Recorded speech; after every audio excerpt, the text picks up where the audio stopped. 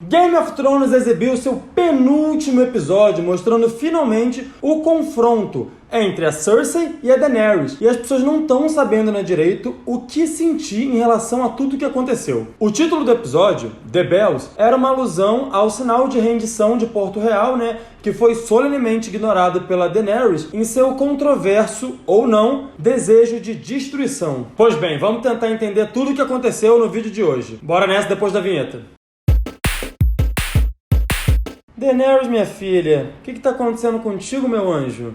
A gente sempre faz esses vídeos de Game of Thrones focando nas curiosidades, nos easter eggs, mas dessa vez a gente vai se debruçar na evolução da Daenerys até esse momento da série para tentar entender se o que aconteceu com ela nesse penúltimo episódio da última temporada de Game of Thrones foi coerente ou não com tudo que foi apresentado sobre ela até agora na série. E para isso, eu aviso logo, a gente vai ter que deixar um pouquinho aquele nosso ego de fã de lado, beleza? Pois bem, então vamos lá. É indiscutível que a Daenerys ela assumiu aquele tão falado título de Rainha Louca. A explosão do septo de Baelor foi fichinha perto de todos os estragos que a Daenerys fez em Porto Real. Um massacre que não vai ser mais esquecido por ninguém que sobreviveu a ele. Se é, que sobreviveu alguém, porque, nossa senhora, haja fogo, gente morrendo. A Daenerys basicamente colocou em prática tudo aquilo que o pai dela queria fazer e que o Jaime impediu, que era, tacar fogo em Porto Real com todo mundo dentro. E isso, meus amigos, diz muito sobre a evolução da Daenerys na série, mas diz muito mais ainda sobre a gente, por conta de como a gente reagiu a isso. Para começar, tem uma coisa que já devia estar clara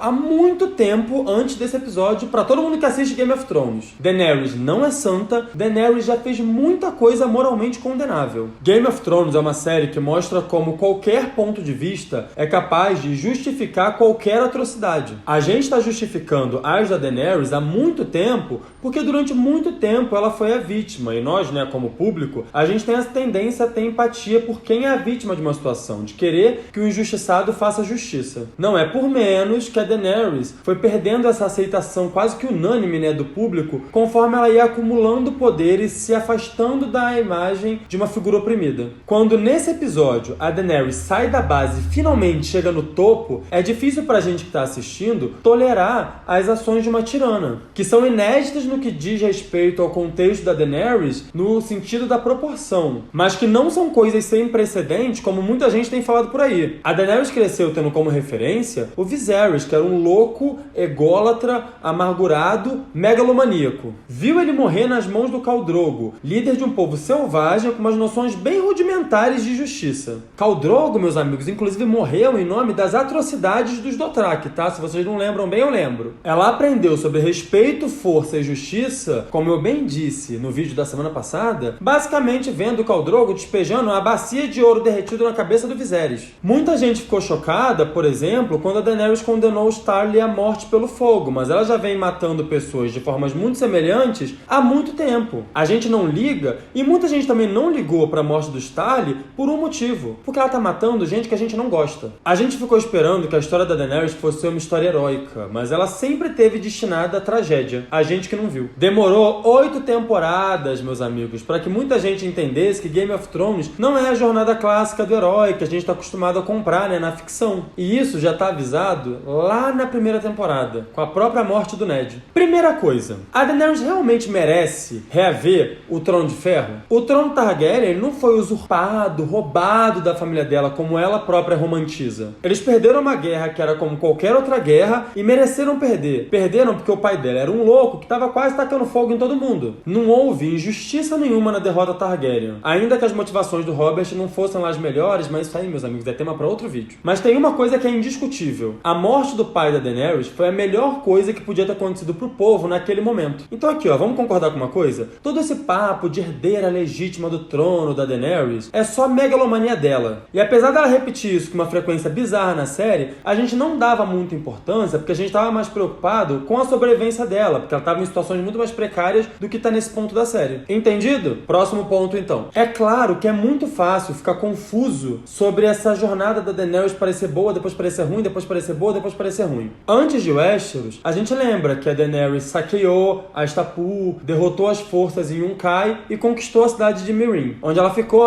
para controlar a Baía dos Escravos, rebatizou para a Baía dos Dragões, tudo muito lindo. A gente tem aí uma aparente trajetória de justiça social, onde a impressão que dá é que a Daenerys ela tá vingando cada pessoa que foi oprimida nesses povos. E faz sentido que aqueles povos idolatrem ela. A Daenerys era uma líder melhor do que os anteriores, assim como Robert era um líder melhor que o pai dela. Só que não existe motivo para Daenerys acreditar que ela chegaria em Westeros aclamada pelo povo além da megalomania da cabeça dela. E é aquilo. Se a motivação primária da Daenerys fosse ser uma boa governante, ela nem teria saído da Baía dos Dragões. É no momento que ela sai de lá que fica muito claro que entre construir um mundo melhor e o poder absoluto, ela já tinha escolhido qual dessas duas coisas era a prioridade dela. E aí, vai aquela coisinha da reflexão interna, da autocrítica. A gente ignorou isso porque até então ela tinha atacado só figuras pouquíssimo populares. Basicamente, ela era cruel, mas ela era cruel com gente cruel. Então isso, de certa forma, era confortável para nossa consciência de espectador. E se ainda tá difícil de entender isso, é só você olhar a narrativa da série nesse momento. O Rei da Noite não foi derrotado antes da Cersei porque a Cersei é uma vilã mais perigosa que o Rei da Noite, mas porque esse confronto final mostraria que a Daenerys conseguiu convencer o mundo todo a torcer por uma heroína muito problemática. Se vocês pararem para pensar racionalmente, vocês vão ver que a grande função de Jon Snow na série até agora foi a de invalidar a busca da Daenerys pelo trono. Porque, em batalha, pelo amor de Deus, esse cara não serviu pra porra nenhuma. Se o trono fosse uma ambição secundária na vida da Daenerys, no momento que ela ficar sabendo da origem do Jon, ela abriria a mão dele. Afinal de contas, ela conhece o Jon, ela sabe que ele seria um rei bom, que ele seria um rei justo e que o Westeros estaria bem nas mãos dele. Mas ela cresceu corrompida pela ideia de que ela merecia o poder absoluto. Não dá pra você se auto-intitular quebradora de corrente se você taca fogo em todo mundo que discorda de você. Isso não é nem nunca vai ser quebrar a roda, o que ela prometeu fazer há um tempão. Ela acha justo acabar com a tirania...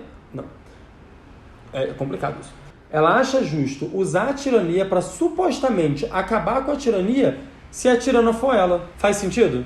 E para isso ela chega num ponto em que um genocídio não é nada. Mas sabe qual é o problema? É que, como eu disse antes, a gente encontrou a Daenerys como uma vítima das circunstâncias. Os principais vilões da série, seja a Cersei, seja o Tywin, eles já estavam construídos dessa forma quando a gente foi apresentado a eles. Ninguém nasce um monstro, nem é exclusivamente um monstro. É preciso entender o que leva essas pessoas a cometerem atos monstruosos. A morte da Cersei, da qual a gente vai falar mais adiante, é a outra ponta desse raciocínio.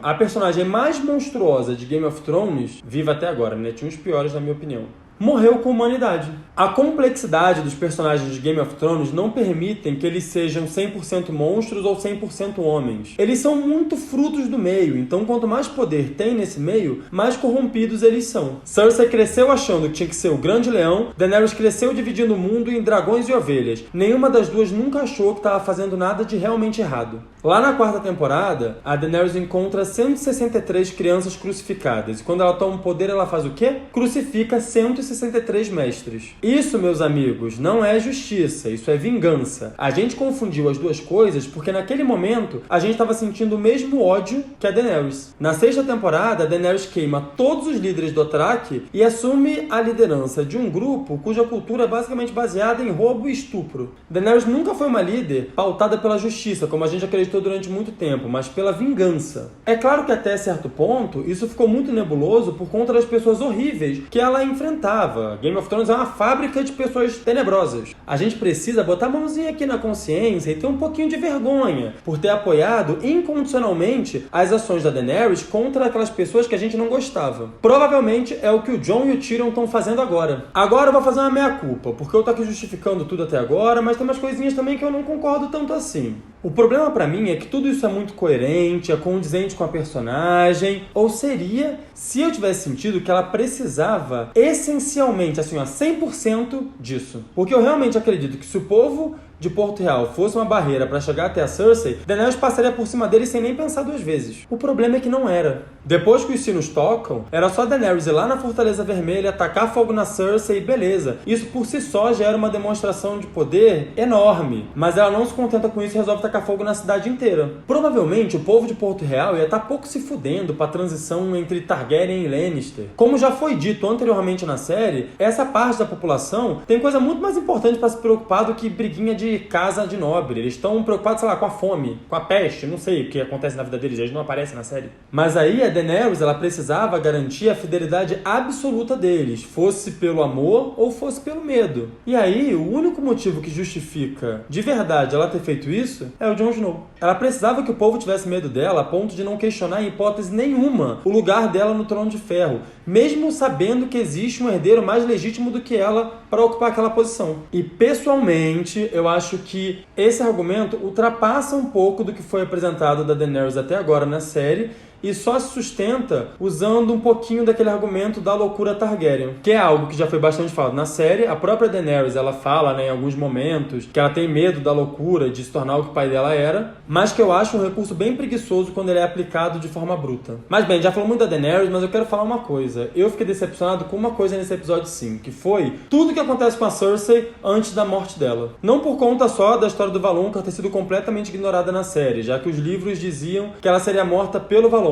A profecia, né, dizia que ele enrolaria suas mãos em sua garganta fria e pálida e a estrangularia até roubar a vida dela. Isso deu margem a muitas especulações sobre quem mataria a Cersei, sendo, sei lá, o Tyrion a opção mais óbvia e o Jaime a menos óbvia dentro de um cenário possível. Ainda que o Jaime tivesse de fato com a mão no pescoço da Cersei na hora que eles morrem, ele estava abraçando ela, e a profecia era bem específica sobre essa coisa de matar estrangulando. Mas vale lembrar que essa parte da profecia que fala do Valonqar estava ignorada na série desde que o mundo é mundo, porque na hora que acontece toda a lembrança da Cersei sobre essa profecia, essa frase do Valonqar é ignorada na série. O principal problema pra mim, que foi o que eu falei que eu não gostei, é a completa inércia da Cersei frente a Daenerys. Como eu falei antes, tem um motivo pra Cersei morrer daquela forma, que é basicamente não cair no maniqueísmo de que existem personagens 100% bons e 100% ruins. A gente queria ver a Cersei morrendo, sofrendo, porque a gente achava que ela merecia isso. Mas não é assim que as coisas funcionam. Voltando ao que eu tava falando. A Cersei sempre teve 2 passos na frente de todo mundo, sabe? Ela conseguiu matar um dragão, gente, pelo amor de Deus. E aí, de repente, tudo que ela faz é ficar parada, olhando pela janela, esperando pela morte ou pela vitória, tanto faz. Nenhum truque, nenhum fogo vivo, nenhuma retaliação. Até metade do episódio, estava todo mundo especulando se quem ia matar ela era o Jaime ou era a Arya, mas a verdade é que chega um ponto no capítulo em que a morte dela por qualquer um dos dois é completamente indiferente. Ela estava tão derrotada, tão indefesa, que a morte dela não faria diferença nenhuma para proteger o povo, pra garantir que a Daenerys assumisse o trono, pra nada. No fim, a Cersei morre porque ela encontra outra Cersei, algo que ela nunca esperou acontecer, nunca esperou cruzar com uma pessoa com potencial tão destrutivo quanto ela. E assim,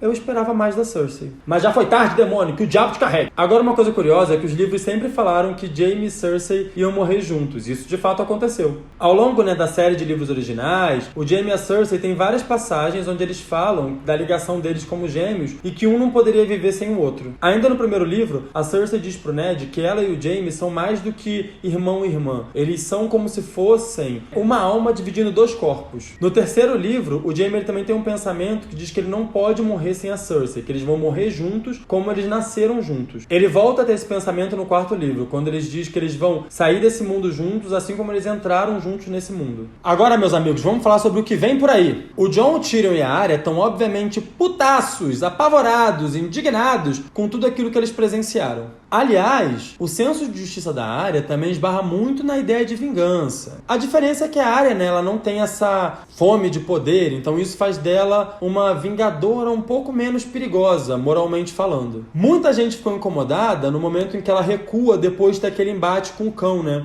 Mas a verdade é que esse momento foi um momento de redenção dela, da Arya se reconectar com a humanidade que ela tem. A vingança não pode ser o projeto de vida dela, porque senão isso vai destruir ela. Mesmo que ocasionalmente ela passe por situações onde ela queira se vingar. E consiga, né? Porque a gente tá falando da Arya. Provavelmente a Arya não vai deixar a Daenerys ficar governando de boa depois de tudo que ela viu. E obviamente, tanto o Jon quanto o Tyrion, eles estão bem arrependidinhos de ter dado todo aquele apoio incondicional pra Daenerys esse tempo todo. Eles são sim responsáveis também por tudo que aconteceu, ainda que as intenções deles fossem as melhores. Eles deviam ter ficado mais atentos. Sansa, é claro que eu ia falar dela. Mais uma vez, estava certíssima. Eu já disse que a Sansa estava certíssima. Eu vou falar em todo vídeo de qualquer coisa que eu fizer na minha vida que a Sansa estava certa. E o norte vai continuar sendo um problema pra Daenerys. Enfim, né, gente? Todas as histórias Targaryen que a gente conhece no cânone da série são pautadas pela tragédia. A de Daenerys não vai ser diferente. Isso ficou bem claro pra mim e eu espero que tenha ficado bem claro pra vocês também. Jon, Tyrion, Arya, Sansa devem ser os responsáveis por amarrar as pontas que ficaram soltas nesse episódio no próximo, no último episódio de Game of Thrones. Mais do que nunca, eu tô absurdamente curioso pra saber o que vocês acharam desse episódio, o que vocês esperam do último episódio da série, o que vocês acharam desse vídeo, o que vocês querem ver aqui quando Game of Thrones acabar. Conta tudo pra mim aqui, ó, nos comentários. Não esquece de se inscrever no canal, não esquece de assinar as notificações. E semana que vem, galera, tem o último vídeo desses, ó, de segunda-feira de Game of Thrones. Então, cola aqui, manda pros amigos, manda no grupo do Zap da família, faz, ó, esse vídeo circular.